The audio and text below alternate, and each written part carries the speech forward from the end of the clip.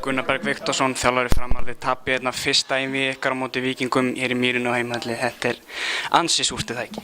Já, þetta gríðarleg vonbrigði vegna þess að við vorum bara ekki mættir til leiks og runni hvernig mitt lið kom þetta var bara til skammar.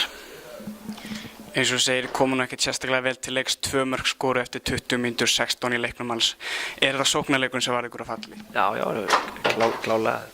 Þetta nú kannski endilega gæðin í leikmönnunum sem var ykkur að falli, þetta var bara hugafarið og það vantar bara mikið upp á þetta í dag og ég svo sem hef enga eina skýring á því. En þetta eitthvað sem að kannski á við unga leikmenn að þeir á hólminni komið ekki nógu góðir en ég svo sem engar áhyggjur, það leikur þetta 2 daga og ég vona að við verðum komin til leiks.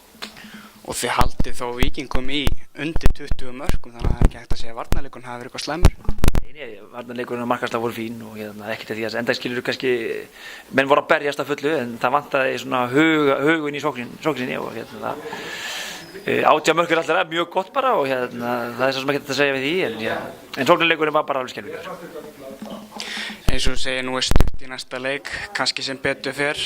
Já, sem betur fer. Við gætum ekki spila verið en þetta og við vonandi ekki en við svo sem tölum það, þetta gæti verið 120 mínútur eða 80 og við þurfum bara að fara 180 mínútur og klára þetta. Þannig að þú ert bjartsýnn á það að þínir menn sýni rétt viðbrögð og vinni í Víkin á 50. Ja, þetta bara úrslitaleikur og ef við vinnum ekki þá erum við komin þessu sumarfrí og ég vona að enginn af mínu leikmönnum sé tilbúinn í það og ég geri ráð fyrir að við leggjum okkur alla fram. Þakka fyrir.